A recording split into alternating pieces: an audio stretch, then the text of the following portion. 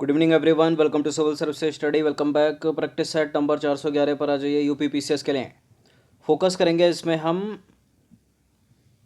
Indian modern history के प्रश्नों पर। उसी के आगे से कंटिन्यू करेंगे जहां तक कल के टेस्ट में हो गया था। तो चलिए स्टार्ट करते हैं। ठीक है, प्लेलिस्ट इस टेस्ट सीरीज़ की बना रखी है, वहाँ पर आप टेस्ट नंबर 1 से लेकर 411 तक पहुँच सकते हो। डिस्क्रिप्शन बॉक्स में उसका लिंक दे रखा है। चलिए तो प्रश्न क्रमांक संख्या 1 पर आ जाइए। लाल कुर्ती दल का गठन निम्नलिखित में से किसने किया था? लाला हरदयाल, भगत सिंह, खान अब्दुल गफ्फार खां या मौलाना अबुल कलाम आज़ाद। लाल कुर्ती दल एलिमिनेट करें, भगत सिंह को एलिमिनेट कर दीजिए, मौलाना अबुल कलाम आज़ाद को हटा दीजिए, लाल हरदयाल को भी हटा दीजिए। ठीक है, खान अब्दुल गफ्फार खां। ऑप्शन नंबर बी सीमांत गांधी। ठीक है, तो सविनय अवज्ञा आंदोलन के दौरान उत्तर पश्चिम सीमांत प्रांत में खान अब्दुल गफ्फार खां यानी सीमांत गांधी के नेतृत्व में खुदाई खिदमतगार संगठन के सदस्यों ने सरकार का विरोध किया। गफ्फार खां ने लाल कुर्ती दल का जो है गठन किया था। सविनय अवज्ञा आंदोलन के दौरान महात्मा गांधी ने कहा कि महिलाओं को कमज़ोर कहना उनका अपमान है, यह पुरुषों का महिलाओं के प्रति अन्याय है। ठीक है, तो लाल कुर्ती दल का गठन किसने किया? गफ्फार खां यानी खान अब्दुल गफ्फार खां। क्वेश्चन नंबर 2 पर आ जाइए। खान अब्दुल गफ्फार खां से रिलेटेड दो स्टेटमेंट है यहाँ पर, बताना कि इनमें से कौन सा करेक्ट होगा। लाल कुर्ती दल ने गफ्फार खां को पखे अफगान की उपाधि जो है वो दी थी। इन्होंने पख्तून नामक पत्रिका उर्दू भाषा में निकाली। देखिए, पहला वाला करेक्ट है, दूसरा वाला गलत है। पख्तून नामक पत्रिका पश्तो भाषा में निकाली थी। ठीक है, उर्दू में नहीं निकाली थी।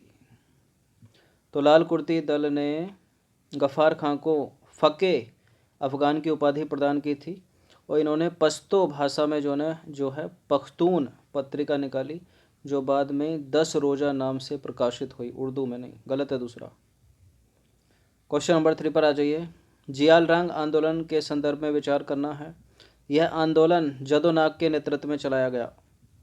और दूसरा स्टेटमेंट है, जदो नाग के बाद इस आंदोलन को रानी गेडिनलियू ने आगे बढ़ाया।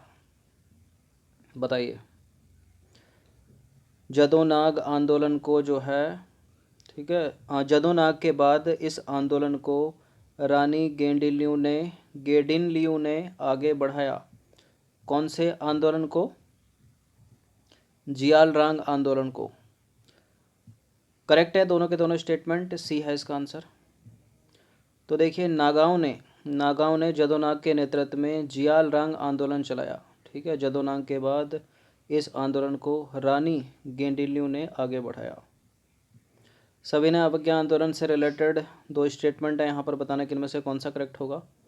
इस आंदोलन की विशिष्टता यह थी कि व्यावसायिक वर्ग ने इसमें महत्वपूर्ण भूमिका निभाई और आंदोलन के दौरान रैयतवाड़ी क्षेत्रों में काम रोको तथा जमींदारी क्षेत्रों में चौकीदारी रोको आंदोलन चलाए गए। करेक्ट है क्या?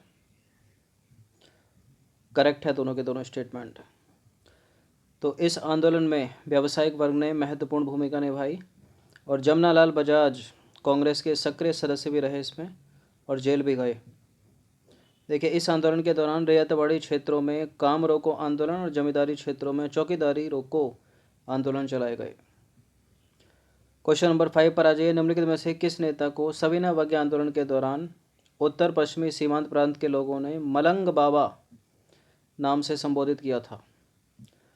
किसको कहा गया था? विनोबा भावे को नहीं, गोपाल कृष्ण गोखले को नहीं, खान अब्दुल गफ्फार खां को नहीं, महात्मा गांधी को। तो सविनय अवज्ञा आंदोलन के दौरान उत्तर पश्चिम सीमांत प्रांत के कबायली लोगों ने गांधी जी को मलंग बाबा नाम से संबोधित किया था। इस तरह के प्रश्न पूछ लिए जाते हैं। क्वेश्चन नंबर 6 पर आ जाइए। गांधी इरविन समझौते के तहत निम्नलिखित में से कौन से सहमति के बिंदु थे? हिंसात्मक अपराधियों के अतिरिक्त सभी राजनीतिक कैदी छोड़ दिए जाएंगे। मदिरा, अफीम, विदेशी वस्तुओं की दुकानों के सम्मुख शांतिपूर्ण विरोध प्रदर्शन की आज्ञा दी जाएगी। समुद्र तट की एक निश्चित सीमा के भीतर नमक तैयार करने की अनुमति दी जाएगी। बताइए, गांधी और इरविन के बीच कुछ पॉइंट रखे गए और उनमें से सहमति भी हो गई। क्या ये तीनों बिंदु सहमति हैं? क्या ये तीनों पॉइंट सहमति के बिंदु थे गांधी इरविन समझौते के बीच? जी हाँ, तीनों थे। तो डी है इसका आंसर। तो देखिए, गांधी इरविन समझौते में सहमति के बिंदु निम्नलिखित थे। कौन कौन से? हिंसात्मक अपराधियों के अतिरिक्त सभी राजनीतिक कैदी छोड़ दिए जाएंगे। ठीक है। अपहरण की संपत्ति वापस कर दी जाएगी। सरकारी सेवाओं से त्यागपत्र दे चुके भारतीयों के मसले पर सहानुभूतिपूर्वक विचार विमर्श किया जाएगा। समुद्र तट की एक निश्चित सीमा के भीतर नमक तैयार करने की अनुमति दी जाएगी। मदिरा, अफीम तथा विदेशी वस्तुओं की दुकानों के सम्मुख शांतिपूर्ण विरोध प्रदर्शन की अनुमति दी जाएगी। आपातकालीन अध्यादेश वापस कर दिए जाएंगे या वापस लिए जाएंगे। ठीक है। देखिए, कांग्रेस इस शर्त पर द्वितीय गोलमेज सम्मेलन में भाग लेगी कि इसमें परिसंघ, भारतीय उत्तरदायित्व जैसे अपरिहार्य मुद्दों पर विचार किया जाएगा। इसके अंतर्गत रक्षा, विदेशी मामले, अल्पसंख्यकों की स्थिति तथा भारत की वित्तीय साख जैसे मुद्दे शामिल होंगे। वायसराय ने गांधी जी की दो मांगें जो हैं वो अस्वीकार कर दी थी। कौन कौन सी? देखिए, पुलिस ज्यादतियों की जांच कराई जाए, एक तो ये वाली, और दूसरी महात्मा गांधी व उनके सहयोगियों या साथियों की सज़ा माफ़ कर दी जाए। ठीक है, ये दो मांगें थी जो वायसराय ने, इरविन ने जो है डिक्लाइन कर दी थी, अस्वीकार कर दी थी। अगर स्टेटमेंट बना के पूछ ले कि सहमति हुई थी इन पे, तो एलिमिनेट कर देना। चलिए, क्वेश्चन नंबर 7 पर आ जाइए। सविनय अवज्ञा तथा असहयोग आंदोलन की तुलना में, सविनय अवज्ञा तथा असहयोग आंदोलन की तुलना के संदर्भ में निम्नलिखित में से कौन सा जो है वो गलत है? जूम आउट कर देते हैं ताकि सारे दिखें। चलिए,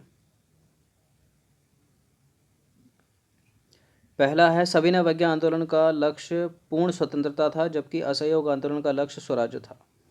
ठीक है, सही है क्या?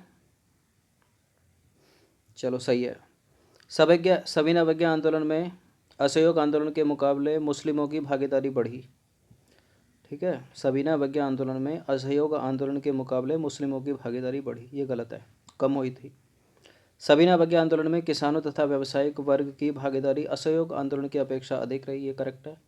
सविनय अवज्ञा आंदोलन में असहयोग आंदोलन की तुलना में बुद्धिजीवी वर्ग की भागीदारी अपेक्षाकृत कम रही, ये भी सही है। तो दूसरा वाला गलत है। तो सविनय अवज्ञा आंदोलन में असहयोग आंदोलन के मुकाबले मुस्लिमों की भागीदारी में गिरावट आई थी। ठीक है, बाकी सारे करेक्ट हैं, बी गलत है। क्वेश्चन नंबर 8 पर आ जाइए। द्वितीय गोलमेज सम्मेलन में लिए गए निर्णयों के संदर्भ में निम्नलिखित कथनों पर विचार करेंगे। देखिए, इस सम्मेलन में मुसलमानों, ईसाइयों, आंग्ल भारतीयों और दलितों ने पृथक प्रतिनिधित्व की मांग की। ठीक है, यह सम्मेलन रैमजे मैकडोनाल्ड की घोषणा के साथ समाप्त हुआ और इस सम्मेलन में ब्रिटिश सरकार द्वारा कांग्रेस को बराबरी का दर्जा प्रदान किया गया। और कोई स्टेटमेंट तो नहीं है? कौन सा सही है बताना, इनमें से बताइए। द्वितीय गोलमेज सम्मेलन के संदर्भ में तीनों के तीनों करेक्ट है।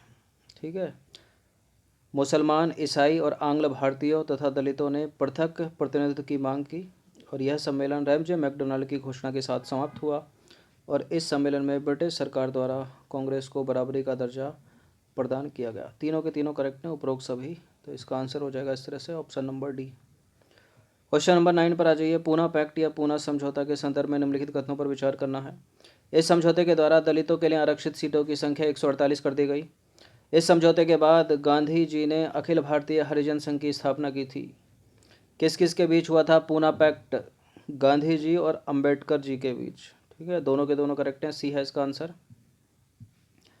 तो सांप्रदायिक निर्णय के विरोध में गांधी जी ने आमरण अनशन प्रारंभ किया, जिसके फलस्वरूप अंबेडकर व अन्य हिंदू नेताओं के मध्य समझौता हुआ, जिसे पूना समझौता कहा जाता है। इसके अनुसार दलित वर्ग के लिए पृथक निर्वाचन मंडल, ठीक है, समाप्त कर दिया गया तथा व्यवस्थापिका सभा में अछूतों के स्थान हिंदुओं के अंतर्गत ही सुरक्षित रखे गए।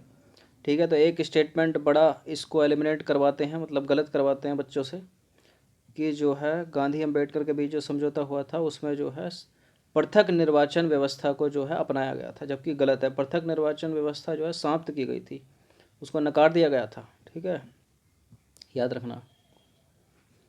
देखिए, प्रांतीय विधानमंडलों में दलितों के लिए आरक्षित सीटों की संख्या जो है बढ़ाकर 148 कर दी गई थी। ठीक है, तो पृथक निर्वाचन की जगह निर्वाचन संयुक्त ही होना था, बस दलितों को जो है आरक्षण दे दिया गया था। स्थानीय संस्थाओं तथा सार्वजनिक सेवाओं में हरिजनों को उचित प्रतिनिधित्व दिया गया, हरिजनों को शिक्षा देने की शर्त रखी गई और इस समझौते के बाद गांधी जी ने हरिजन उत्थान के लिए अखिल भारतीय हरिजन संघ की स्थापना की तथा हरिजन नाम से पत्र भी निकाला। देखिए, अपनी कारावास अवधि में ही सितंबर 1932 में अखिल भारतीय अस्पृश्यता विरोधी लीग की स्थापना की।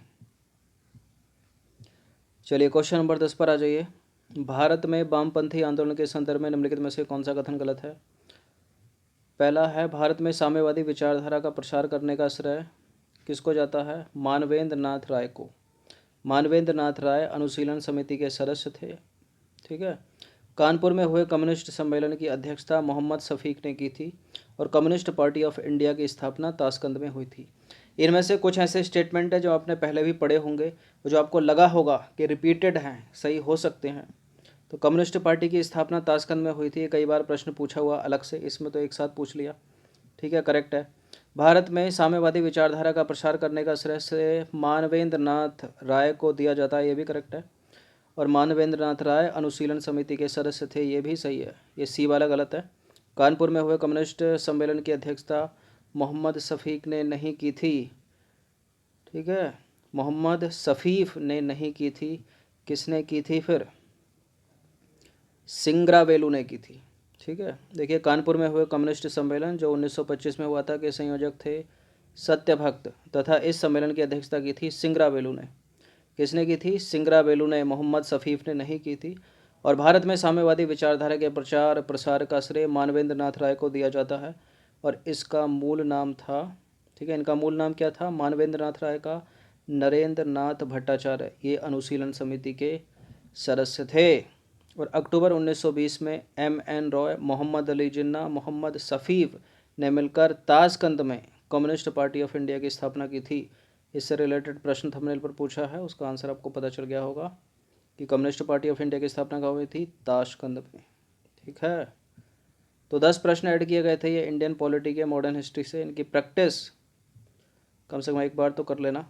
ठीक है, धन्यवाद।